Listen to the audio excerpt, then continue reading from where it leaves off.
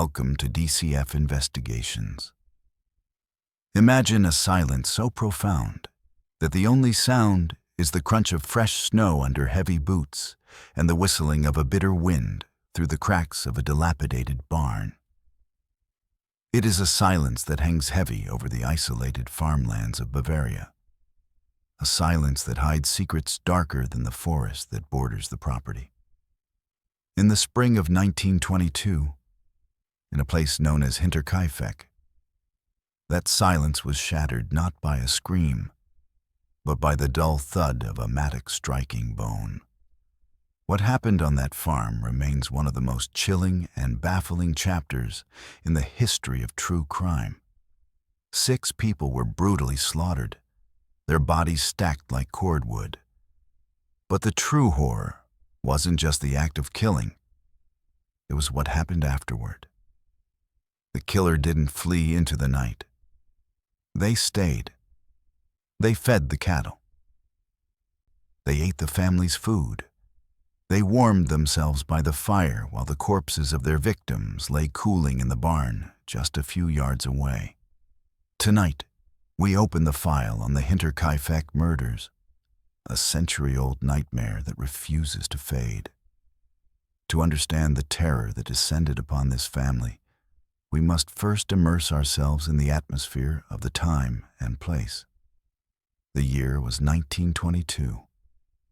Germany was a nation in turmoil, reeling from the devastating defeat of the First World War. The Treaty of Versailles had left the country crippled.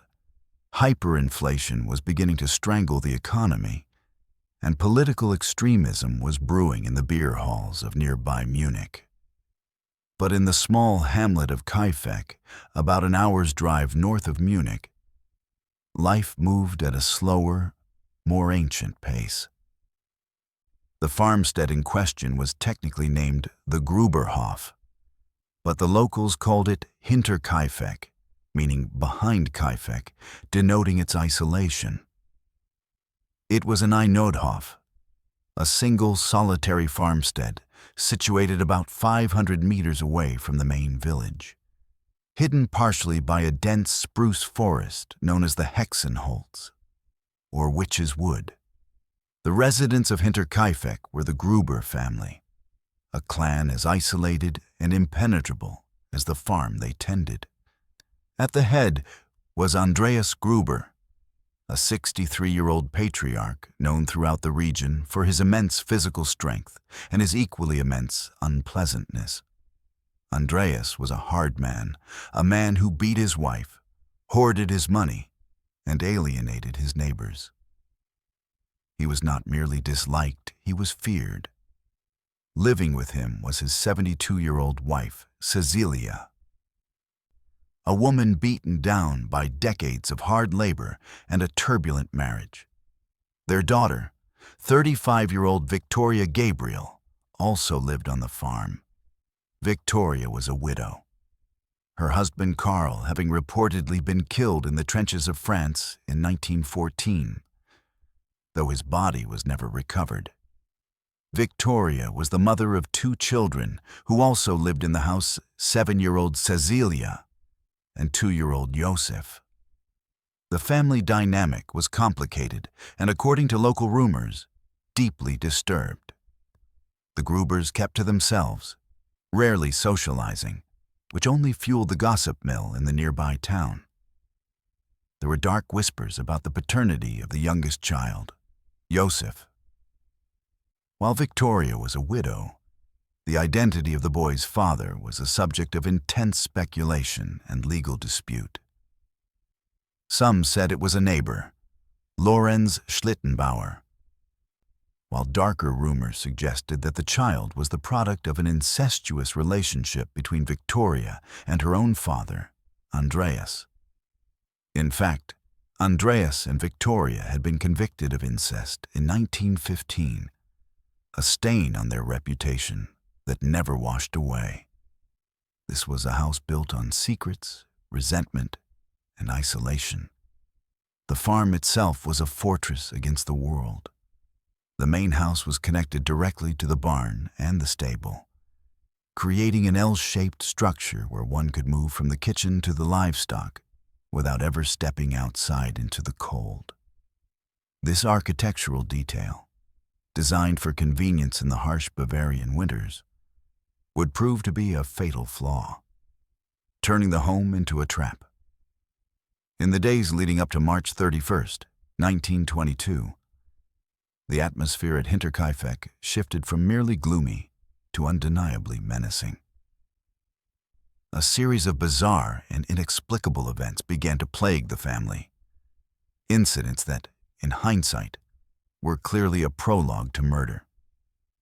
It began with the previous maid, Crescentia, who abruptly quit her job 6 months prior. She packed her bags in a panic, telling the family that the house was haunted.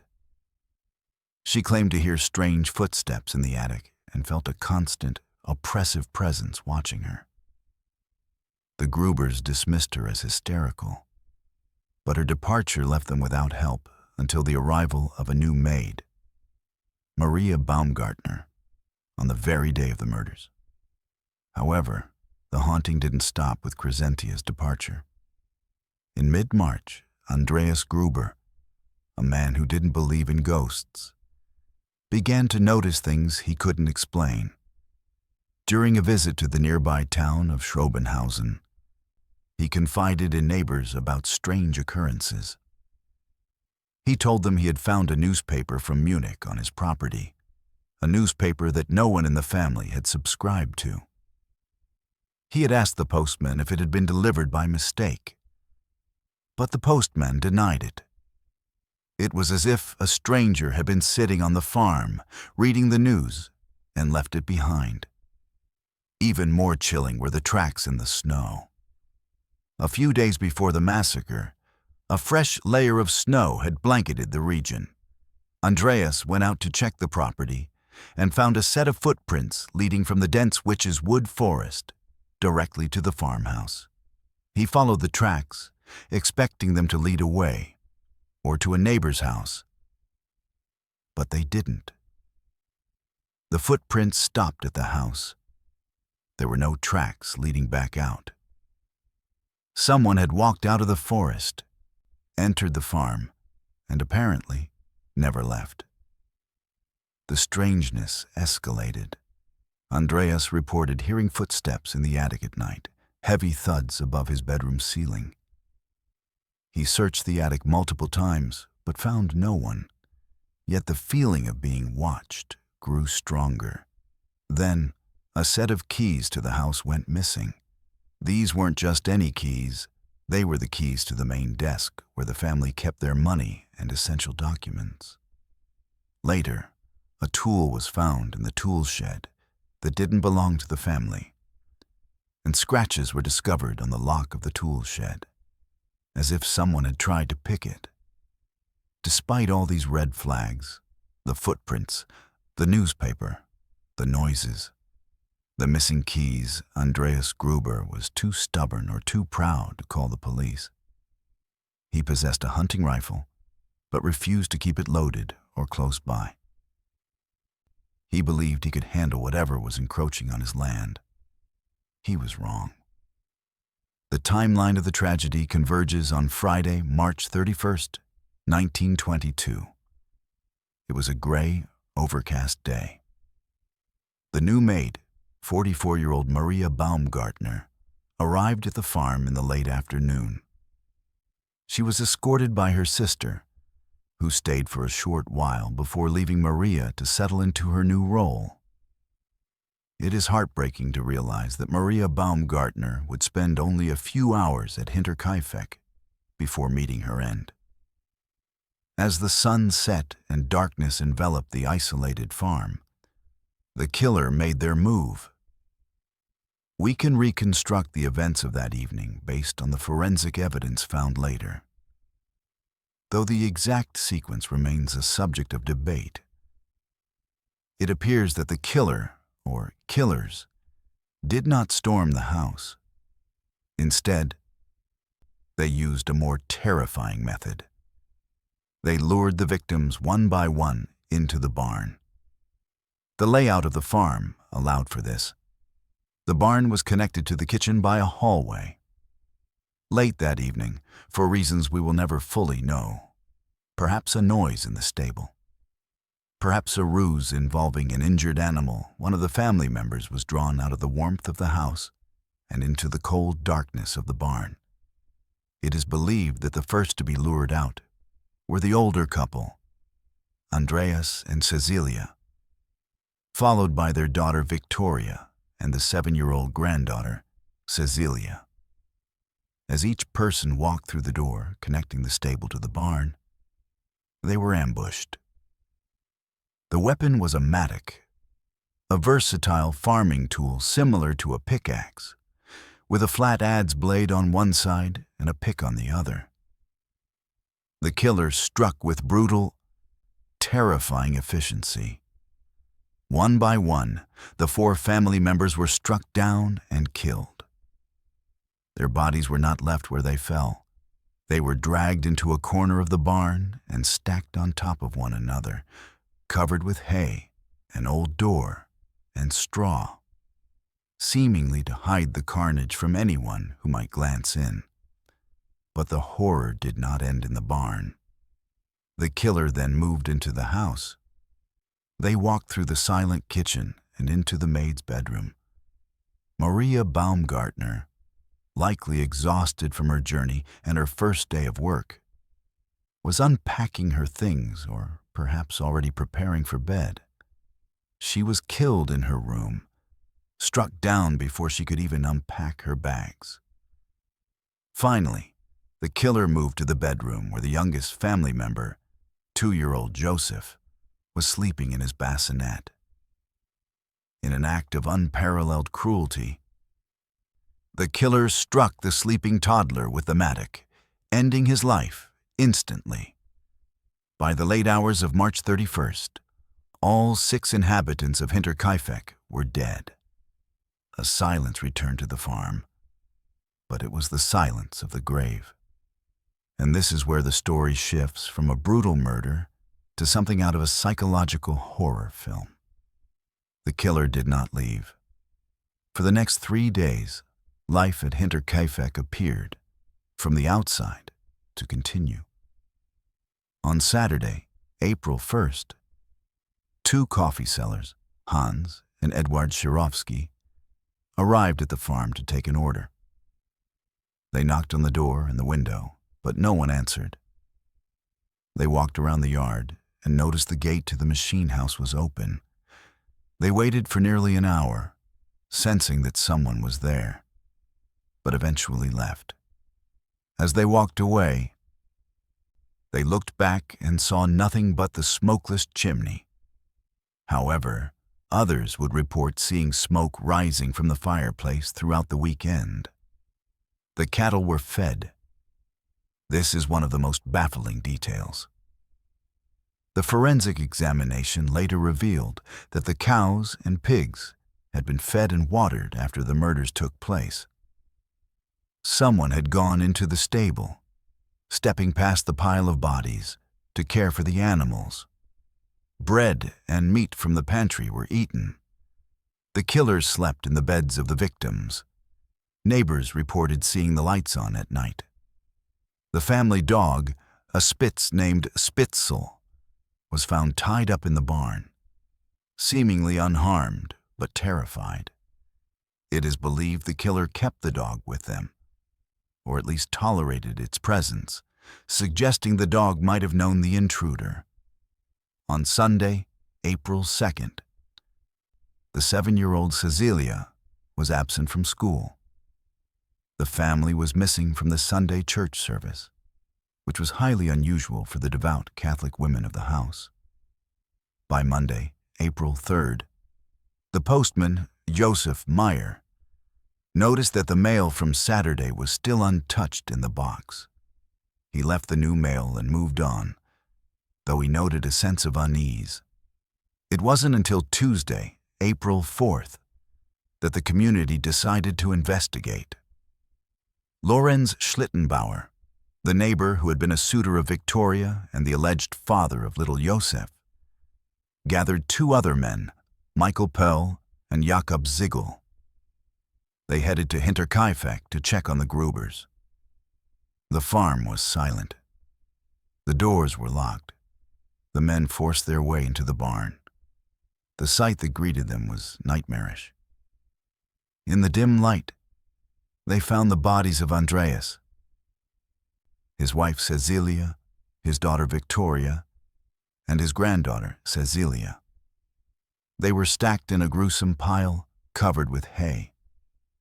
Andreas was clad in his undergarments, suggesting he had been preparing for bed when he was lured out.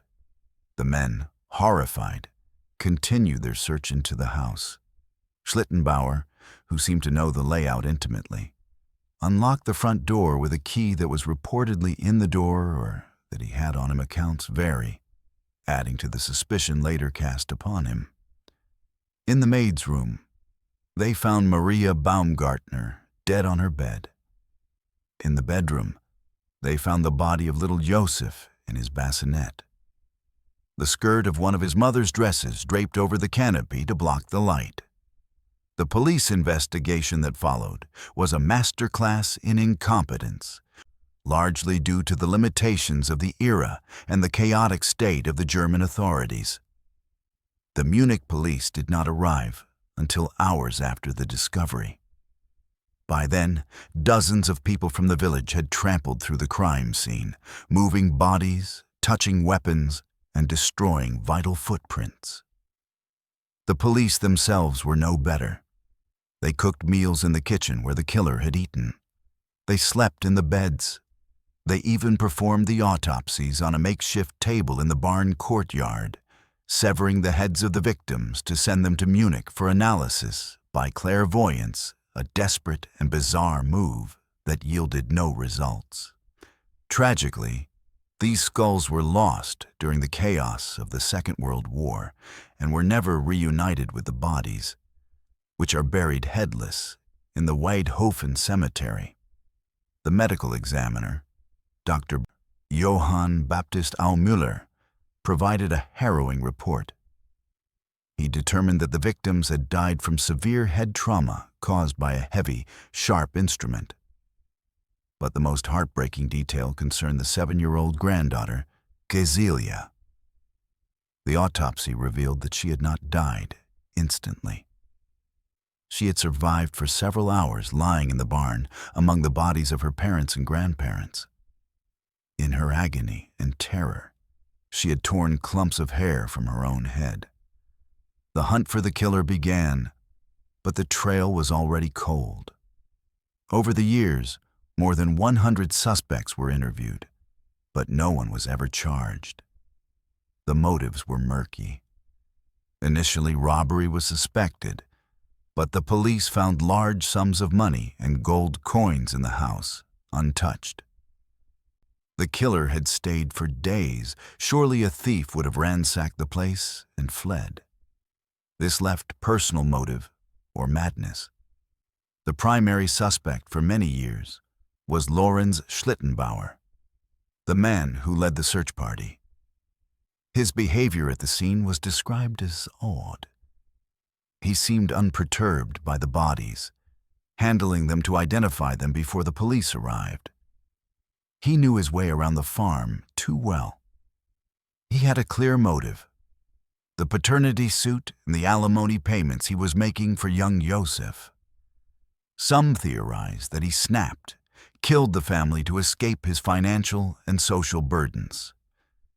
However, Schlittenbauer sued anyone who called him a murderer for slander and won. He maintained his innocence until his death in 1941. Another compelling theory involves Karl Gabriel, Victoria's husband, who was supposedly killed in the war. Some soldiers reported that Gabriel had told them he would never return to Victoria, but others claimed they saw him alive after the war. The theory suggests that Gabriel faked his death, returned to find his wife with another man's child and pregnant again, and killed the family in a rage. This would explain why the killer felt comfortable staying in the house he was claiming back his home. However, strict military records state he fell in Arras, France, though his body was never positively identified. There were other suspects. The Thaler brothers were known criminals in the area. The Gump brothers were another pair of violent drifters. There was even a theory about a baker named Joseph Bertel, who had escaped from a mental institution and disappeared in 1921. But in every case, the evidence was circumstantial. The police investigation was exhaustive but flawed. They interviewed traveling craftsmen, beggars, and discharged soldiers. They followed leads across Germany. In 1923, the farm of Hinterkaifeck was demolished by the locals, perhaps to erase the stain of the tragedy from the landscape. A memorial shrine stands there today, a somber reminder of the 6 lives lost. In the decades that followed, the case became a legend, a dark folktale told to frighten children. But in 2007, the mystery was revisited with modern eyes. Students from the police academy in Fürstenfeldbruck used modern criminal profiling techniques to analyze the cold case. They reviewed the files, the witness statements, and the forensic data. Their conclusion was startling. They claimed to have identified the most likely perpetrator with a high degree of probability. However, in a move that frustrated true crime enthusiasts worldwide, they chose not to release the name. Their reasoning was ethical. The suspect is long dead, and revealing their name would only bring shame and harassment to their living descendants, who had no part in the crime. They did, however, hint that the profile strongly pointed toward a domestic tragedy rather than a random act of violence by a stranger. So, who was the phantom of Hinterkaifeck? Was it the spurned lover, Lorenz Schlittenbauer? Was it the vengeful husband Karl Gabriel, returned from the grave? Or was it a vagrant who stumbled upon a house of secrets and decided to make it his own? We are left with the haunting image of the farm in the snow, the smoke rising from the chimney while the family lay dead, the cattle chewing their cud in the stable, watched over by a murderer, the footsteps leading into the house but never leading out. The case remains officially unsolved, a testament to the fact that sometimes the truth is buried too deep to ever be fully excavated. As we close the file on Hinterkaifeck, we are left to wonder about the nature of evil. Was it born from the harsh landscape, the trauma of war, or the twisted dynamics of a secluded family? The silence of Hinterkaifeck was broken in 1922, but the echoes of that violence still resonate today. This has been a production of DCF Investigations. If you enjoyed this deep dive into the unknown, ensure you are subscribed so you don't miss our next investigation. Before you go, I have a question for you to answer in the comments below. If the killer stayed in the house for 3 days, risking capture every moment, do you believe they were driven by madness, or was staying there the final act of a personal vendetta against the family? Let us know your thoughts. Until next time, keep the lights on